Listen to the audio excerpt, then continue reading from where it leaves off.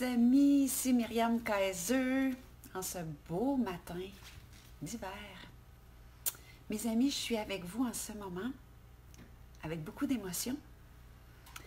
En ce moment, je m'apprête à vous partager un des moments charnières de ma vie. Je suis sur le bord de prendre un immense virage. Je m'excuse, je suis très émotive, je n'ai pas pensé au Kleenex.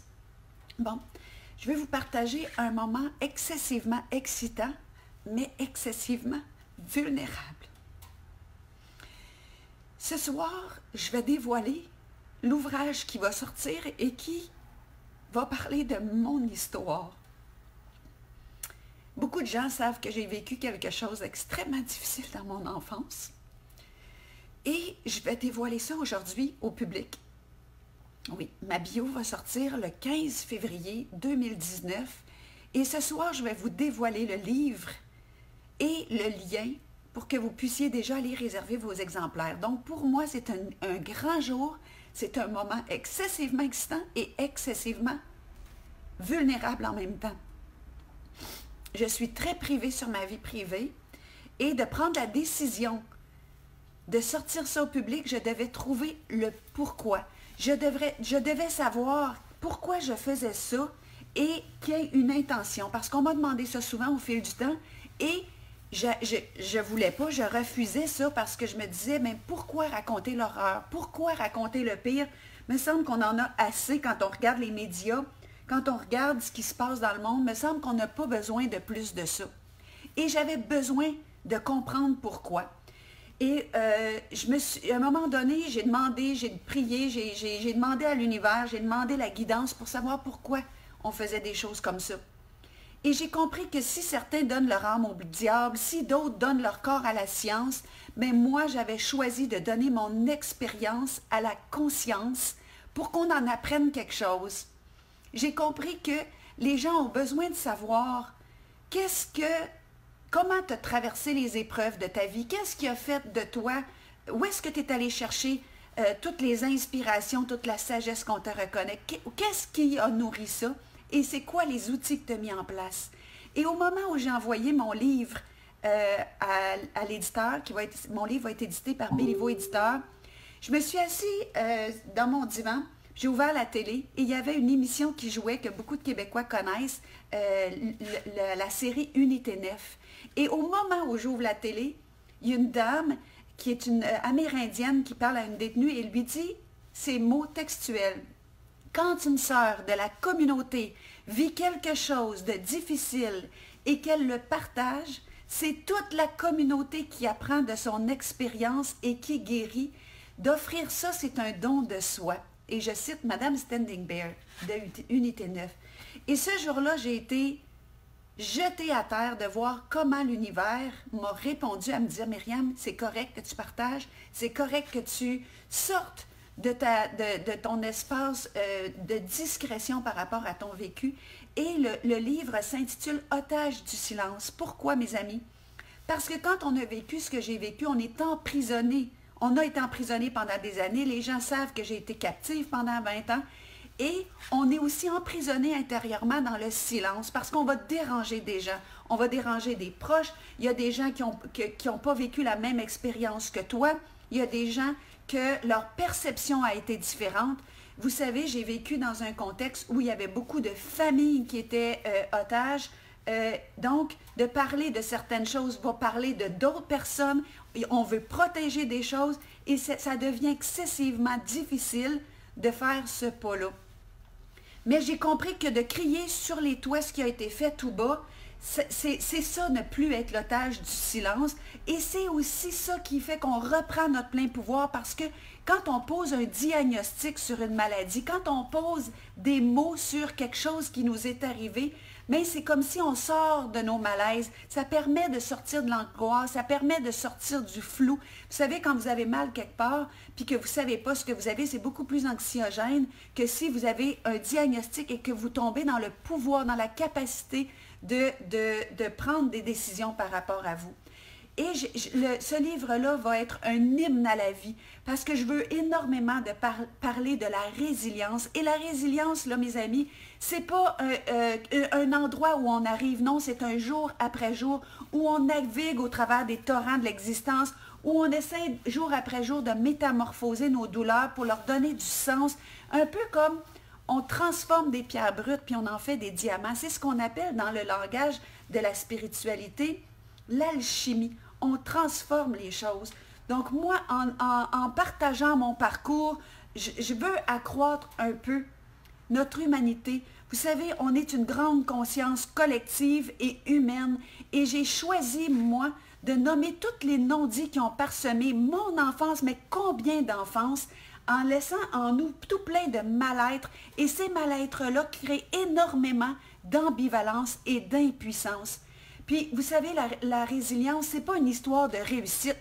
C'est une histoire de tout plein de stratégies qu'on met jour après jour en place pour demeurer dans la vie, pour être capable de sourire encore, d'être encore heureux, de trouver du sens à tout ça.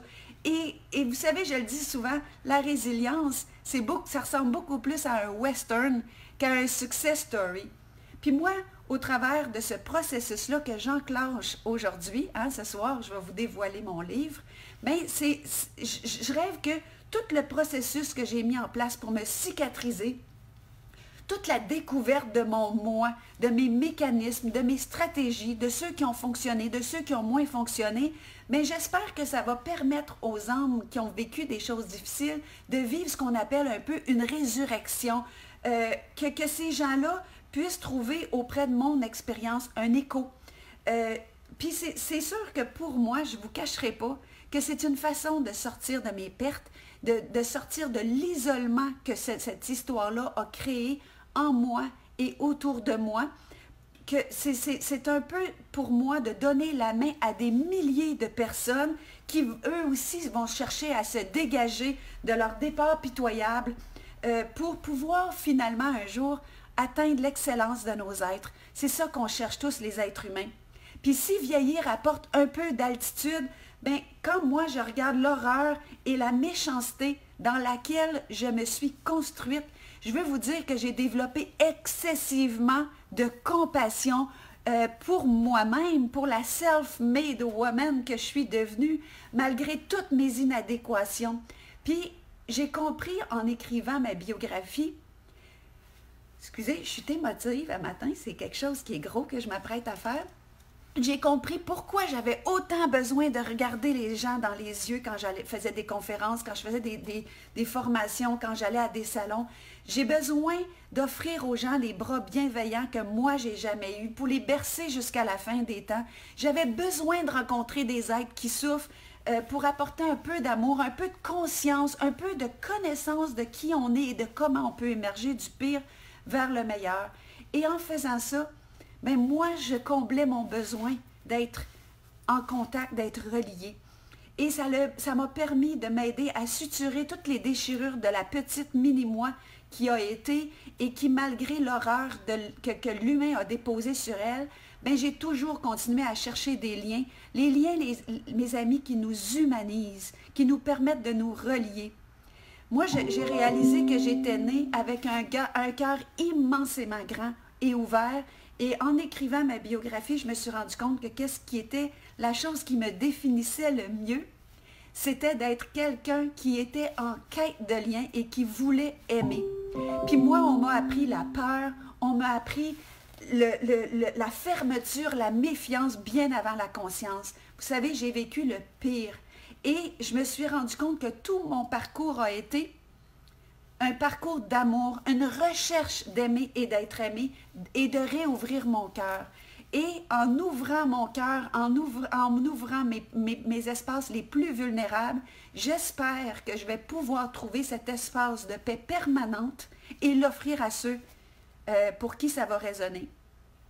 Et je vais terminer en vous disant, ceux qui me connaissent et qui ne saviez pas d'où je viens, mais je veux vous dire que c'est pour ça que j'enseigne la reprise de son plein pouvoir. Il y a des gens qui font des formations et des conférences sur le pardon, d'autres c'est sur la dépression, d'autres, OK, moi j'ai j'ai toujours voulu enseigner la reprise de son pouvoir. Pourquoi, mes amis? Parce qu'on enseigne ce qu'on a vécu. Il y a des gens qui ont eu des grandes choses à pardonner. Il y a des gens qui sont relevés de dépression. Et c'est là-dessus qu'ils parlent. Moi, j'ai fait le chemin d'une façon excessivement consciente du terrain glissant qui nous fait perdre notre pouvoir, qui nous amène dans l'impuissance. J'ai vu comment l'imposture et le charlatanisme, puis Dieu sait si on est fragile à ça aujourd'hui, où est-ce qu'il y a des gourous, il y a des maîtres, il y a des coachs, il y a plein de monde qui savent, alors que vous ne savez pas. Ça, là, c'est une des choses qui m'anime le plus. Et comme j'ai vécu le chemin de retour à soi, je peux vous dire une chose, ça m'anime et ça va continuer à m'animer toute ma vie. Et la chose la plus importante pour sortir de ça, c'est de remettre notre senti au cœur de soi, non seulement de le sentir, mais d'y faire confiance, de le croire, de l'entendre, mais de se croire, mes amis. Et vous savez, je vais parler de ça au travers de ma biographie, mais on va relancer. Ma biographie sort à la mi-février et au printemps, on relance le livre S'accompagner soi-même en pleine conscience dans une autre forme et il va être disponible partout au Québec et en Europe au printemps parce que ce livre-là, c'est le chemin que j'ai trouvé pour revenir du pire vers le meilleur. Donc, c'est un grand jour pour moi. J'ai voulu briser la solitude avec laquelle j'ai grandi, qui a été ma compagne de vie, une solitude physique, extérieure, mais une solitude intérieure. Donc, aujourd'hui, je me donne le droit de me donner une nouvelle famille. Cette famille-là, mes amis, c'est vous. Merci d'être là. C'est important pour moi. Je vais vous dire que je vais vous offrir le meilleur comme je l'ai toujours fait. Le meilleur de ce qui a émergé de moi à partir de l'obscurité, à partir du pire. Et j'ose croire que je vais vivre cette connexion de cœur dans la conscience et que je vais expérimenter enfin le grand « on se donne la main » que je cherche tant à mettre au travers des êtres en conscience. Je veux vous dire un immense merci d'être là. C'est un saut dans le vide que je fais. C'est un moment difficile pour moi, mais en même temps, je suis remplie de gratitude et de joie et je vous remercie d'être là. Surveillez vos réseaux sociaux ce soir. Je dévoile, excusez-moi, je dévoile la couverture de mon livre « Otage du silence » qui sortira en février et je vais vous donner le lien pour que vous puissiez déjà acheter votre copie en pré-vente. Merci d'être là. Merci de votre ouverture, merci de votre humanité et à très bientôt. Au plaisir.